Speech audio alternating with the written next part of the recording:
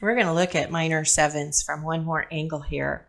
I'm going to write them out for you because this might be an easier way to, I'm going to scoot over a little bit to get away from bumping that microphone all the time. I'm going to write these out for you to make this easier to see, because it might make it easier for you to just really get into your brain if we do this.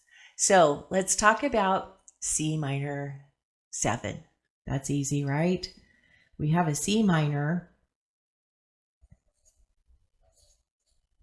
which is E flat, E flat G, C, E flat G. We're going to add the note that's a whole step below the root, right? So we're going to put on the top here a B flat. Doesn't have to be on the top. You can play it anywhere you want, but I want you to be able to see this. So a C minor 7 chord has inside of it a major chord. So every minor 7 equals a root note plus a major chord. This is really what I want you to see. Every minor 7 chord has a root note, the name of the note the chord is named after, right? The note that the chord is named after is the root. And then it has a major chord added to it. So in C minor 7, we have a C, E flat, G, and B flat. Or we can look at this as an E flat major with a C on the bottom. Or we can look at this as C, E flat major with its relative minor root on the bottom. This is really what I want you to see, is that an E flat major chord's relative minor is C, and when we add that to the major, we have our C minor 7. So within our C minor 7, we have our root, C, with its major relative in the chord. Let's look at, let's just look at B flat. Oh no, let's look at D. D's good. So we have a D minor 7. So that means we're going to have a D minor, D, F, and A. And we're going to add the note that's a whole step below the root, or we're going to add a C up here. Now look what we have right here.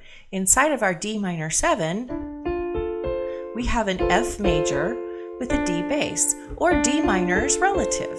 Remember, the minor relative is on the bottom, the major relative is on the top.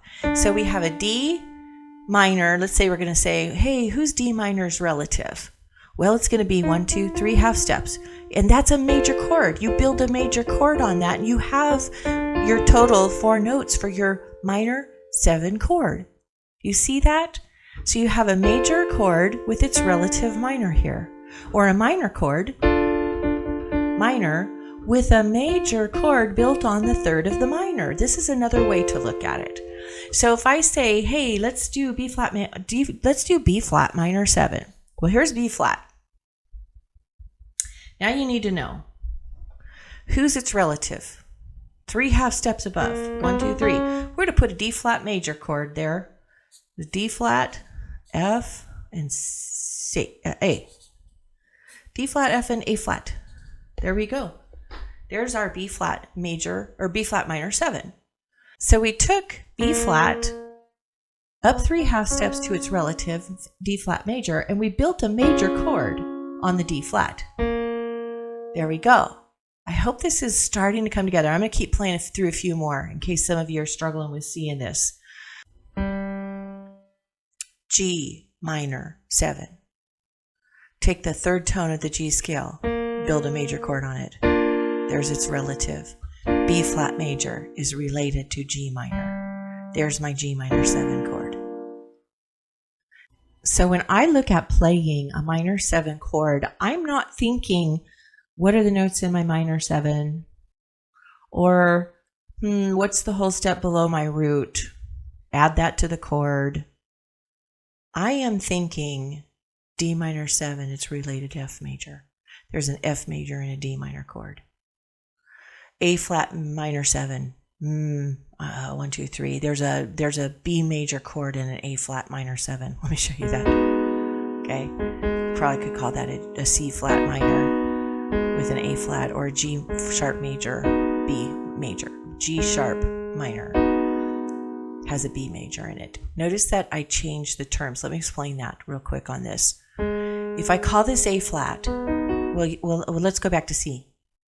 A's easy. There we go. A minor is related to C major. A minor has a C major chord in it. That is the whole concept right there. A minor related to C major, build a major chord on C. There's its relative.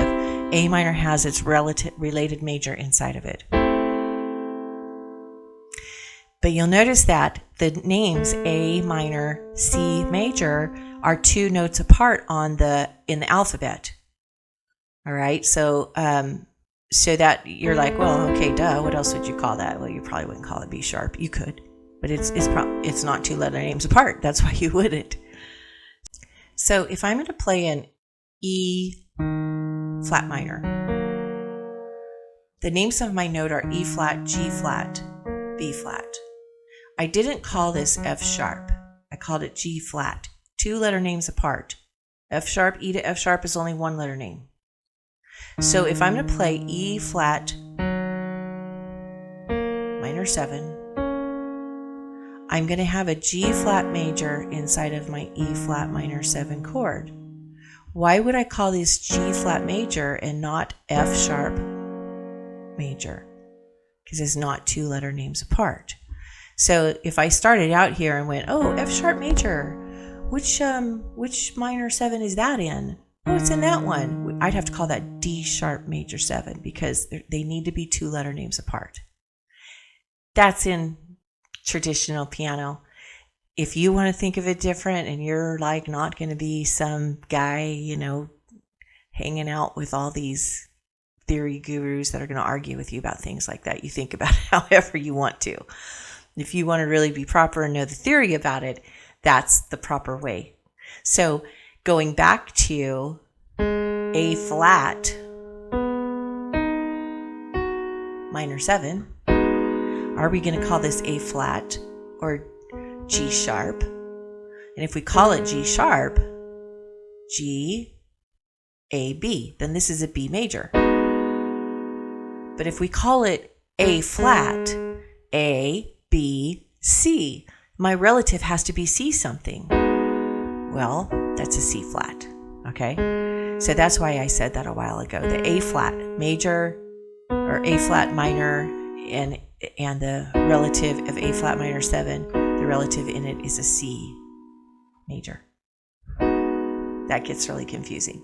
But I don't think of it like that. When I'm playing it, I just look at 3 half steps and I'm like, that's when I don't play a whole lot, so I don't think of it really quickly.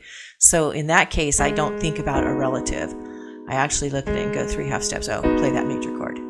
I'll look at this and go 3 half steps. Oh, play that major chord. 3 half steps. Oh, play that major chord. Oh, play that major chord. That's how I think of it. And those that I play a whole lot, I will think of the relatives. So I'll go A minor 7 related to C. There we go. Ooh, isn't that beautiful? So in the next lesson, I'm going to show you some different ways to voice this and use your inversions in voicing the minor 7 chords.